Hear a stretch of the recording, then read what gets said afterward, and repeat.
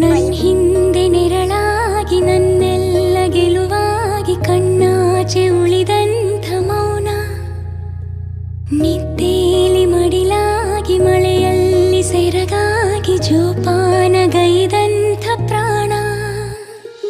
ಅಮ್ಮ ಧರಿಗಿಳಿದಿರೋ ಮೂರುತಿ ಸ್ವರ ಬಡಿತದ ತುಂಬಾ ಖುಷಿ ಆಯ್ತು ನನಗೆ ಅಂತ ತಂದ್ಕೊಟ್ಟಿನಿ. ತುಂಬಾ ಖುಷಿ ಆಯ್ತು. ಇಷ್ಟ ಆಯ್ತಾ ಅಮ್ಮ? ಇಷ್ಟ ಆಯ್ತು. ಓಕೆನಾ? ಓಕೆ.